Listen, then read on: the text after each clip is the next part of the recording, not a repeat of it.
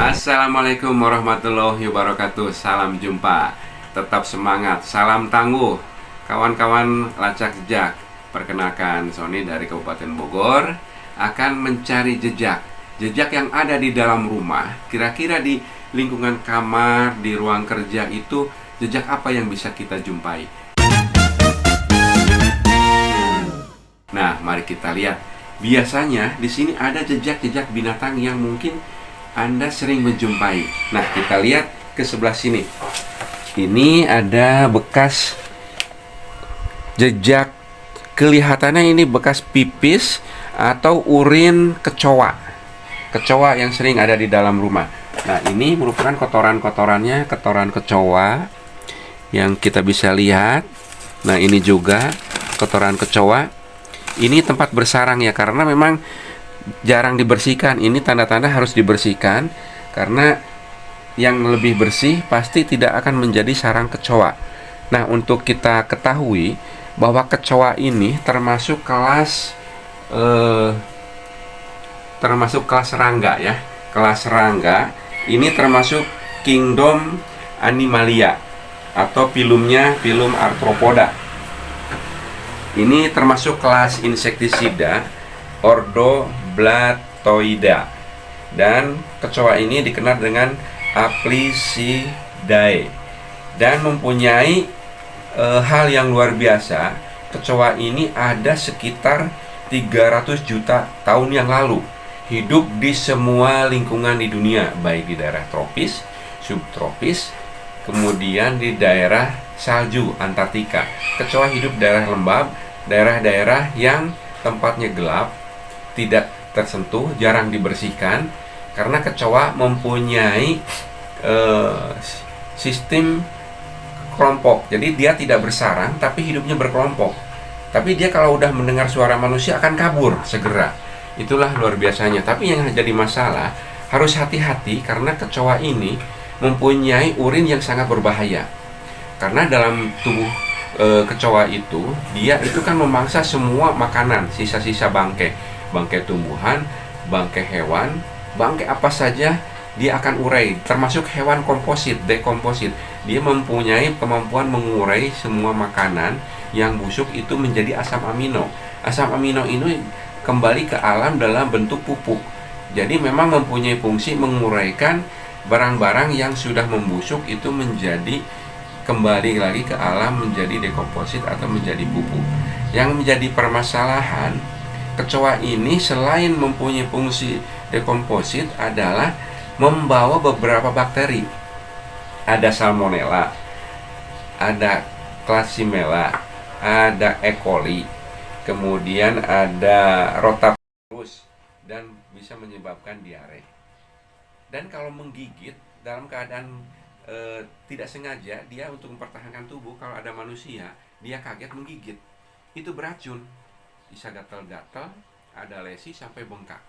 Itu segera diobati ke fasilitas kesehatan terdekat untuk mendapatkan antibiotik atau semacamnya sehingga dia bisa disembuhkan. Nah, yang jadi masalah, perkembangan biak ini cukup lucu ya. Dia termasuknya vivipar, artinya hasil perkawinannya itu akan menghasilkan telur 15-40 telur dan beranak pinak itu setelah menetas kurang dari 1 minggu. Kemudian umur dari kecoa ini, kalau yang jantan berumur 362 hari atau sekitar 1 tahun. Kalau yang betina bisa sampai 700 hari atau 2 tahun. Betina lebih banyak bertahan lebih lama. Untuk menghindari kecoa, perlu kita perhatikan kebersihan lingkungan. Ini perlu dibersihkan setiap rutin lah, mau bulanan, mau mingguan. Yang penting dibersihkan dari segala kotoran-kotoran atau tempat-tempat yang bisa dijadikan tempat berkumpulnya atau sarang kecoa. Hindarilah kecoa, walaupun mempunyai manfaat untuk lingkungan, tapi ada beberapa penyakit yang dibawa kecoa yang bisa menyebabkan penyakit pencernaan pada manusia. Nah, ini salah satu jenis kecoa yang kita ketahui, kita dapatkan ya. Ini jenis kecoa Ini sepertinya betina ya. Bentuknya seperti ini, ada sungutnya 2 atau antene. Kemudian kakinya ada 1, 2, 3 pasang. Di ekornya juga ada duri dan itu sudah mengeluarkan telur. Kayaknya udah siap bertelur. Ini telur kecoa. Ya, kecoa bisa terbang juga, makanya hati-hati kalau di rumah kecoa terbang. Hati-hati, makanan harus selalu ditutup, menghindari penyakit yang ditimbulkan oleh kecoa. Memang segala sesuatu yang diciptakan ini ada keuntungannya untuk alam dan ada sisi lainnya bisa menyebabkan penyakit. Jadi kita harus berhati-hati tetap terhadap lingkungan dan jaga kebersihan selalu, tetap menjaga kebugaran tubuh. Lingkungan adalah tempat hidup kita. Berdampingan dengan semua yang ada di alam ini adalah bagian dari hidup kita. Tetap semangat, salam tangguh. Mari kawan-kawan kita melihat ke sekitar lingkungan di sini. Kira-kira biasanya di daerah lingkungan ini kita amati, biasanya ada bekas jejak apa saja gitu, kurang lebih. Biasanya di sekitar sini ada. Nah, di sini kelihatan ini ada kotoran kecil-kecil. Nah, ini biasanya dikeluarkan oleh hewan tikus. Hewan tikus rumah atau disebut mus musculus atau mus domesticus. Ukurannya kecil, dia ahli memanjat. Biasanya ada di lingkungan rumah. Ini cukup banyak kotorannya mengarah ke sana. Nah, ini mengarah ke tempat persembunyiannya atau disebut sarang ya. Sarang karena tikus itu mempunyai kebiasaan tinggal di tempat yang tidak pernah dipakai lagi oleh manusia atau di gudang. Nah, ini kita lihat di sini.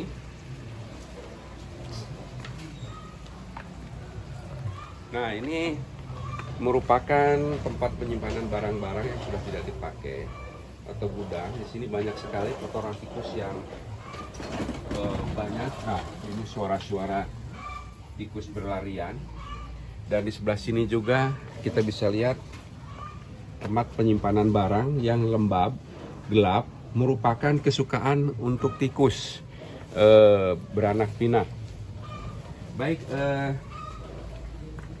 sahabat jejak lacak, perlu diketahui bahwa pada umumnya tikus itu terbagi dari domain Eukaryota, kerajaan Animalia, phylum Chordata, kelas Mamalia, ordo Rodentia. Artinya dia termasuk kelas hewan pengerat dan pemakan segala jenis makanan, mau tumbuhan, binatang, kacang-kacangan, semua dimakan. Termasuk superfamilia Murodeica, famili Murodae, genus tipe Mus musculus atau mencit. Nah, sering kita menjumpai tikus ada di dalam rumah. Apa saja yang membuat tikus suka masuk ke dalam rumah? Tikus masuk ke tempat-tempat yang tidak dijumpai oleh orang. Artinya dia bisa masuk ke rumah itu pada malam hari, karena tikus termasuk binatang noktural atau yang bekerja mencari makan, hidup di malam hari. Nah, kotoran-kotoran, sisa-sisa makanan seperti sisa-sisa makanan binatang itu menjadi incaran tikus. Yang utama, makanan tikus itu adalah yang disukai yang manis-manis, selai, coklat, kacang-kacangan. Kalau keju dan lain-lain itu tidak terlalu disukai. Kemudian perlu diketahui, tikus itu mempunyai masa hidup cukup lama, 1-4 tahun. Dalam satu siklus kehamilan hanya perlu waktu 21 hari atau 3 minggu. Dalam 3 minggu bisa menghasilkan bayi tikus itu antara 6-12 bahkan 18 ekor tikus. Tikus mulai dewasa pada umur 60 hari. 60 hari itu ya sekitar 2 bulan ya, 2 bulan. 2 bulan sudah bisa dihamili, bisa hamil, beranak dalam 1 tahun. Dalam 1 tahun itu bisa menghasilkan sekitar 789 ekor anak untuk tikus betina yang hidup. Berarti kalau dia bisa hidup dalam 4 tahun, kita bisa bayangkan 789 ekor tikus kali 4. Lumayan ya, bisa ribuan. Nah, bagaimana kita mengetahui tikus-tikus itu berada dalam rumah? Seperti tadi, setiap malam jangan menyisakan makanan-makanan. Sisa-sisa makanan harus dibuang ke tempat sampah supaya tidak menjadi incaran tikus. Karena tikus itu bisa mencium bau makanan dalam radius 1 meter sampai 10 meter di dalam rumah. Jadi untuk itu kita tidak boleh menyimpan sampah di dalam rumah malam hari. Sebaiknya begitu menjelang gelap itu sampah dikeluarkan supaya si tikus tidak terpancing untuk masuk ke dalam rumah. Yang jadi masalah bahwa tikus ini mempunyai kebiasaan yang unik, yaitu menggigiti semua barang yang ada. Karena kalau tidak menggigit barang, tidak menggigit benda, giginya itu akan bertambah panjang terus. Maka disebut hewan pengerat. Dia menggigit apa saja yang ada di lingkungannya. Di rumah dia tidak lapar, tapi dia akan selalu menggigit. Ada kabel digigit, ada plastik, ada makanan, ada pintu. Semua yang dia jumpai dia coba gigit-gigit, karena gatal di gigi itu akan menunjukkan pertumbuhannya pada saat dia memanjangkan giginya. Jadi disebutnya hewan pengerat. Nah, pada spesies ini sering kita jumpai di rumah adalah tikus mus mungkulus atau mencit. Atau ada tikus got disebut Ratus norvegicus, hampir dijumpai di setiap negara. Tempat tinggal di rumah manusia atau di kandang-kandang hewan yang ada makanan, karena digunakan untuk mempertahankan hidup. Makanan itu digunakan juga untuk reproduksi, untuk berkembang biak. Tikus rumah Ratus domesticus dan mus musculus ini, dia pandai memanjat ke tambang, ke kabel, bahkan ke ranting-ranting yang kecil seperti ini. Dia bisa bergelantung di sini. Kalau siang hari susah menemukannya, dia adanya malam. Kemudian perlu diketahui tanda-tanda di rumah ada tikus, beda suara. Suara mencicit atau suara berlarian di plafon rumah, di lubang-lubang persembunyian dia, di antara rongga-rongga dinding. Kemudian ada kotoran tikus yang tadi kita jumpai. Bahkan ada bau pesing tikus. Itu khas sekali. Nah, bau kencing tikus, hati-hati, karena kencing tikus itu akan keluar pada saat si tikus itu kaget. Kalau kita buka pintu terlalu keras, jebret. Begitu kaget dia langsung cerit kencing. Nah, pada saat kencing itu bisa mengenai makanan, minuman. Kalau kita minum itu menjadi penyakit leptospirosis. Berbahaya kawan-kawan. Leptospirosis itu yang disebabkan oleh bakteri Leptospira yang ada pada kencing tikus. Dia akan menyebabkan pegel-pegel di kaki, kram-kram, kemudian akan gangguan kencing, sampai sakit ginjal, bahkan sampai mata kita kelihatan kuning seperti penyakit hepatitis, sampai serangan jantung, akhirnya kejang-kejang. Kalau tidak tertolong dibawa ke rumah sakit bisa mengakibatkan kepatalan atau meninggal. Nah, perlu kita ketahui juga bahwa tikus ini sangat menyukai sekali tempat-tempat yang gelap, tempat-tempat yang lembab, dan sangat tidak diketahui oleh kita bahwa tikus berkembang biak sangat cepat. Dan untuk mengatasinya kita harus melakukan kegiatan perilaku hidup sehat dan bersih, menekan kerja bakti, makan bersih-bersih sehingga lingkungan tidak kotor. Kalau yang bisa dibakar kita bakar supaya lingkungan ini terjaga dari tempat habitat menjadi habitat tikus ya. Umur tikus itu 1-4 tahun. Yang perlu kita perhatikan bahwa tikus ini ada hampir 1000 jenis dan baru 150 jenis yang umum diketahui, dengan 50 jenis yang hampir dijumpai di pemukiman. Di antaranya tikus sawah, Ratus argietiventer, ada tikus wirok, bandit indicota, ada tikus hutan Ratus thiomaticus, ada tikus semak Ratus esculan. Kemudian ada tikus mencit mus muscola, ada tikus riur Ratus norvegicus, dan ada tikus riur ada ratus-ratus diardi yang di rumah, dan sekitar diketahui 200.000 ton sampai 300.000 ton itu kerugian yang diakibatkan oleh petani akibat hama tikus. Nah, teman-teman petani untuk menanggulangi masalah hewan tikus itu, mereka menggunakan predator. Ada predator burung elang, ada predator ular yang disebarkan untuk membunuh hama tikus secara biologi. Tapi yang jadi masalah, predator-predator itu kalau tidak dipelihara, dijaga, akan menyebabkan punahnya ular sama burung. Burung itu burung rajawali atau burung elang. Sehingga dengan kepunahan burung rajawali itu akan menyebabkan tikus berkembang biak semakin banyak. Sehingga petani mengalihkan memakai kimiawi, diracun. Nah, pada saat meracun tikus itu sangat merugikan lingkungan. Bisa saja racun tikus itu justru dimakan kucing atau dimakan anjing penjaga, dan itu menyebabkan kematian pada habitat yang lain. Jadi perlu dipertimbangkan juga untuk petani-petani yang mempunyai kebiasaan menggunakan pengendalian lingkungan dengan kimiawi, itu harus mempunyai pemikiran akibatnya kepada lingkungan. Jadi untuk lacak jejak untuk saat ini kita cukupkan sekian. Nanti kita akan mencari jejak-jejak yang lain. Terima kasih, sampai jumpa, sampai di lacak jejak binatang yang lain berikutnya. Sampai ketemu.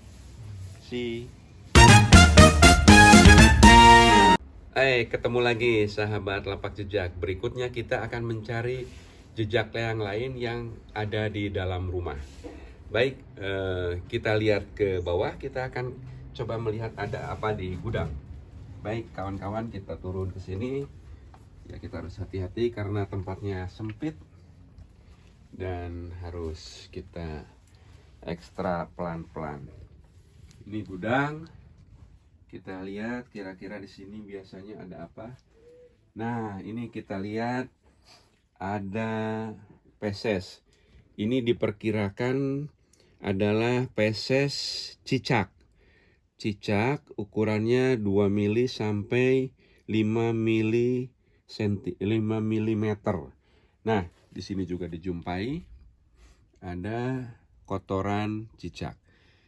Nah, cicak merupakan bahasa Latinnya itu adalah Cocymbotus.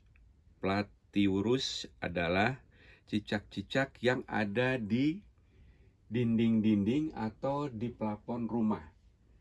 Ini kebetulan lagi tidak kelihatan, biasanya akan keluar pada saat malam hari, termasuk binatang noktural juga, karena pada malam hari itu keluar makanan cicak berupa insek. Insek itu serangga, baik itu nyamuk, laron, ataupun binatang-binatang malam yang keluar mencari cahaya. Perlu diketahui bahwa laron itu hidupnya adalah untuk mengenal melihat cahaya. Pada saat keluar laron atau binatang insek seperti nyamuk, itu merupakan makanan yang berlimpah buat cicak. Perlu diketahui, cicak ini termasuk reptilia, kelas reptilia ya. Rata-rata cicak ini mempunyai warna, kalau tidak coklat kehitaman, ada yang di batu itu warnanya kehitam-hitaman, ada yang lebih gede lagi masih keluarga cicak, yaitu kelas disebutnya gekto, yaitu toke ya. Toke termasuk reptil juga, dia hanya memakan insektisida, insek, jadi semacam serangga juga ya. Terkadang mereka sudah kalau kelaparan, tidak mempunyai sumber makanan cukup, mereka saling memangsa. Nah, pada saat itulah cicak mempunyai pertahanan tubuh, pertahanan diri, di mana cicak itu mampu mempertahankan diri dengan melepaskan bagian tubuhnya, yaitu ekornya.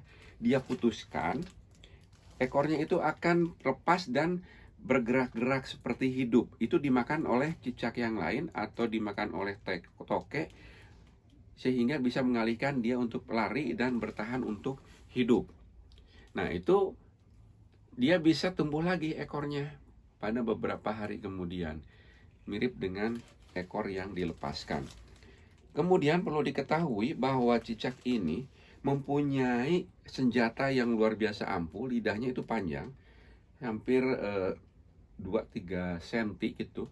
Dia tuh melipat. Kemudian pada saat ada makanan, ada serangga, itu keluar seperti pecut. Tes, langsung binatang serangga itu lengket di lidahnya, dia tarik kembali masuk. Plop, langsung dimakan. Jadi, cicak ini termasuk binatang yang beracun. Karena yang dimakannya itu serangga-serangga berbahaya. Seperti nyamuk. Nyamuk itu bermacam-macam. Ada nyamuk demam berdarah membawa virus DBD. Ya, itu perlu diperhatikan. Karena virus DBD itu di dalam tubuh cicak tidak akan bereaksi. Tapi nanti hasilnya, outputnya itu, fesesnya itu mengandung racun, mengandung bakteri. Dan di sana diaduk-aduk dengan insek yang lain, serangga yang lain, mempunyai kumpulan bakteri, kumpulan virus, mikobakteri yang berbahaya. Jadi, kotoran cicak ini, kalau terminum, termakan oleh orang, akan menyebabkan gangguan pencernaan.